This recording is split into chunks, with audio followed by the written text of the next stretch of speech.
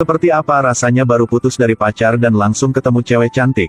Hari itu, untuk menyelamatkan seekor kucing, Sae-hyun tidak peduli dengan citranya dan pergi sia-sia untuk menyelamatkan kucing itu. Tapi karena itu, seluruh tubuhnya bau. Menjelang saatnya untuk bertemu kekasihnya, dia langsung memberikan kucing itu kepada siswi yang berdiri di sampingnya. Dia mengambil bunga dan berlari ke tempat pertemuan. Pada saat yang sama, dia juga berlari melewati pemeran utama wanita bernama Saet Byeol dengan tidak sengaja telah menabrak bahunya. Mereka berdua berbalik dan saling memandang, momen itu sepertinya telah meninggalkan kesan yang mendalam pada mereka. Ketika Sae-hyun pergi ke restoran, pacarnya kesal karena berpikir bahwa dia tidak menghormatinya jadi dia putus dengannya. Juga berikan kembali boneka beruang baru yang dia berikan padanya. Sae-hyun meraih tangan pacarnya untuk menahannya tidak pergi. Kamu jangan pergi. Kudis katak mau makan daging angsa kak? Dae-hyun dengan sedih meminjam alkohol untuk menghilangkan kesedihannya dan kemudian melampiaskan amarahnya pada boneka beruang yang menyedihkan itu. Pada akhirnya, dia melemparkan boneka beruang dan bunga ke tempat sampah, dan bahkan memotong hidung beruang malang itu. Dan adegan ini kebetulan dilihat oleh Saet Byeol dan tertarik dengan ketampanannya. Dia berdiri dan bersiap untuk menaiki tangga pulang ke rumah. Kedua sahabat itu segera mendorong perahu dengan angin, mendorong Saet Byeol ke Dae-hyun. Tapi begitu Saet Byeol membuka mulutnya, dia meminta dia untuk membelikan sebungkus rokok untuknya. Meskipun pihak lain adalah gadis cantik, tapi dia langsung menolak. Tolong bantu saya sekali ini saja. Hanya satu kali, oke. Dae-hyun terpesona oleh matanya sehingga dia harus membeli 2 kotak permen karet. Sebelum dia pergi, dia mengkritik siswa perempuan sebagai senior yang menyuruh mereka berhenti merokok. Biarkan masa muda menjadi masa yang indah. Hati Saet Byeol berdebar dan bergegas memberikan ciuman pertamanya kepada Dae-hyun. Aksi Saet Byeol ini tak hanya mengejutkan kedua sahabatnya itu, tetapi juga membuat Dae-hyun sendiri membeku dan tidak tahu harus berbuat apa. Akhirnya Saet Byeol memberikan nomor teleponnya dan memberitahunya. Aku akan meneleponmu malam ini, tolong jangan abaikan aku. Sebelum pergi, dia tidak lupa memberi Dae-hyun ciuman angin. Saet Byeol adalah gadis yang sangat cantik yang membuat orang jatuh cinta. Tujuan dia datang ke toko kelontong ini adalah untuk mengirim cinta kepada pemilik toko. Penjaga toko baru saja bangun dan masih mengantuk, tetapi ketika dia melihat Saet Byeol, dia merasa seperti telah mabuk sejak waktu yang lama. Siapa sangka gadis cantik seperti itu akan datang ke sini untuk melamar pekerjaan sebagai pegawai toko. Ketika sedang bingung, dia tiba-tiba teringat 3 tahun yang lalu Saet Byeol adalah siswi yang menciumnya secara paksa.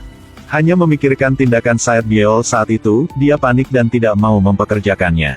Kemudian dengan sengaja mempersulitnya selama wawancara. Karena pekerjaan ini harus dilakukan sampai larut malam. Aku benar-benar burung hantu malam. Ada banyak orang jahat pada malam hari. Aku sangat pandai berkelahi. Rumahnya terlihat sangat jauh dari sini. Saya tidak perlu kembali ke rumah itu, oh my gosh. Tapi ketika Dae-hyun sedang memikirkan cara untuk mengusir Saet Byeol pergi, dia menuangkan secangkir teh untuknya. Kemudian gunakan alasan untuk pergi ke kamar kecil. Dae-hyun menyesap teh. Wah, cukup enak.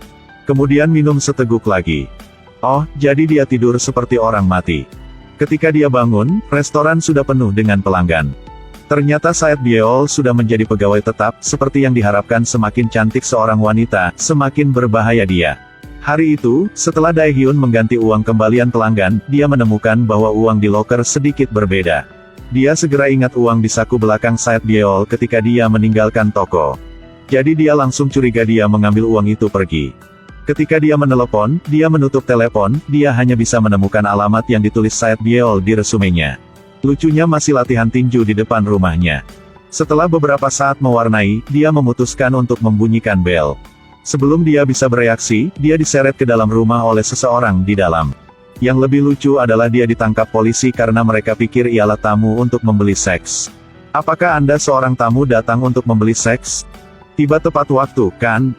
Tidak, saya datang ke sini untuk mencari staf Saet Byeol. Setelah beberapa saat menjelaskan, kedua belah pihak menemukan bahwa itu adalah kesalahpahaman. Ternyata dia salah lihat nomor kamar. Baru saja kembali ke toko dan menemukan bahwa Saet Byeol masih sedang bekerja.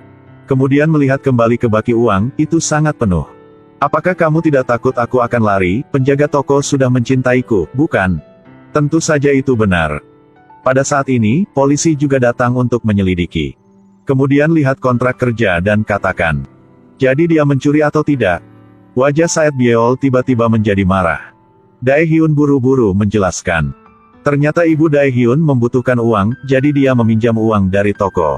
Tidak terduga dia mencoba bekerja seperti itu tetapi hanya dengan imbalan kecurigaan. Dia melepas seragamnya dan pergi. Keesokan harinya, Dae-hyun pergi ke perusahaan pacarnya untuk mengundangnya makan malam bersamanya. Pacarnya tidak bisa pergi karena dia sibuk, tapi dia berinisiatif mengajak Dae-hyun pergi ke hotel untuk kencan pada malam hari. Kemudian berbisik di telingaku akan memberiku perasaan basah kuyup oleh keringat. Dae-hyun bersemangat pergi ke hotel. Yeonjo ah, aku akan kutunjukkan padamu betapa aku pria sejati. Tapi kemudian dia menemukan perasaan berkeringat yang dikatakan pacarnya adalah pergi ke gym. Hal itu membuat Dae-hyun sedikit kecewa. Yeonjo sering pergi latihan, setiap gerakannya cepat dan menentukan.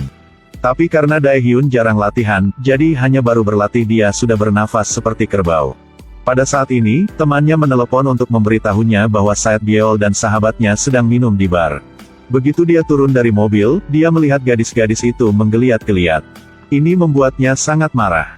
Said Byeol hendak pergi ke kamar kecil tetapi dua gadis menghalangi jalannya dan menghinanya. Tolong turunkan kakimu untukku, aku sedang terburu-buru. Jika Anda sedang terburu-buru, lakukan di sini, jalang. Pada saat ini, mata Said Byeol melebar dalam kebingungan, dan dua lainnya masih menggonggong padanya, menghinanya. Apakah Anda ingin dipukuli sampai merangkak ke toilet? Said Byeol tidak bisa menahannya lagi dan menendang kedua gipsi yang diberangus ini dan jatuh ke tanah. Dia baru saja pergi ke kamar kecil tiba-tiba seorang berambut merah menghalangi jalannya. Semuanya menjadi kurang penting saat Anda mau buang air besar. Jika Anda menyodok seseorang yang sedang terburu-buru untuk buang air besar, hidup Anda mungkin sudah berakhir. Said Byeol menjambak rambutnya, lalu melemparkannya. Sekarang gipsi berambut merah ini telah berada di papan untuk menghitung jumlahnya. Selesai masalah buang air besar, semangat kembali ceria. Setelah kembali ke toko kelontong, 3 preman masuk. Seorang pria langsung pergi ke kasir, mengambil barang di tangannya dan bertanya berapa banyak uang. Kemudian mencoba menutupi pandangan Said Byeol. 2 preman lainnya memasukkan barang-barang ke dalam saku mereka. Total Anda adalah 1 juta. Hei kawan, tidak ada yang perlu dibeli, ayo pergi. Sepertinya tidak perlu membeli sekarang. Jadi sekarang saya pergi. 3 preman berjalan keluar dari toko dan cengar-cengir. Said Byeol juga melepas seragamnya dan bergegas keluar. Lalu pergi sendiri ke sebuah gang kecil. Dan sekarang, 3 orang tadi sedang menikmati barang curian. Kalian mencuri seperti barang di rumahmu, bukan? Kami selalu seperti itu, oke. Aneh sekali, pemilik tokomu bahkan tidak berani bilang apapun, tapi apa yang kamu teriakkan apa di sini? Karena aku melihatmu, aku merasa sangat benci. Pada saat ini, para preman ingin memukulnya. Said Byeol meninjunya dan membuat hidungnya berdarah. Preman itu baru saja marah ketika Said Byeol merebut sepatunya, lalu menggunakan sepatu itu untuk memukul yang kiri dan yang kanan. Akhirnya melemparkannya tepat di tengah wajahnya. Tepat setelah itu, pria yang lebih tinggi datang. Said Byeol dengan lembut memberinya 2 tendangan dan dia langsung jatuh ke tanah. Hei, aku berbeda dari 2 orang itu. Saya hanya menari sedikit tetapi hampir meraih katak lagi. Jadi bisa dihindari. Brengsek. Said Byeol meraih tangannya dan memberinya 2 tamparan, lalu menendangnya menjauh. 3 preman berlutut di tanah mengakui kesalahan mereka. Said Byeol memberitahu mereka total biaya barang yang mereka curi dan mengembalikannya ke toko. Kali ini, Said Byeol diraba-raba oleh seorang pria dan dia segera membuat lengannya patah. Dae-hyun bergegas ke kantor polisi. Kemudian polisi memberitahunya, bajingan ini ingin menghibur Said Byeol jadi dia telah menyentuh tangannya. Said Byeol segera membantah. Bajingan itu masih memiliki mulut yang agresif, menuntut untuk menuntutnya di pengadilan untuk mengirimnya ke penjara. Halo Bapak, pertama-tama izinkan saya meminta maaf atas nama staf saya. Saya minta maaf. Dia bahkan berdiri dan berteriak pada Dae-hyun. Tapi saat Dae-hyun mengeluarkan video pengawasan. Tolong maafkan aku kali ini. Jangan sentuh gadis lain mulai sekarang, bajingan. Aku mengerti, ini salahku, maafkan aku. Apa-apaan maaf, bajingan. Ayo Said Byeol, kita kembali. Sudah ke rumah, Dae-hyun langsung menyalahkan Said Byeol, jika bertemu orang seperti itu lagi, harus panggil polisi saja. Jika kamu terluka, sulit untuk menebusnya. Kenapa kamu marah padaku? Kamu selalu terburu-buru, kamu selalu meninju dan memukul. Apakah Anda benar-benar pandai berkelahi? Jadi kamu coba memukulku. Ayo pukul aku, biarkan aku melihat seberapa baik kamu. Pukul aku, ayo pukul. Anda tidak akan menyesali karena kalimat ini, kah? Tidak akan menyesal. Ayo, cepat pukul aku. Hei! Kemana kamu mau pergi? Hei Sayat Byeol!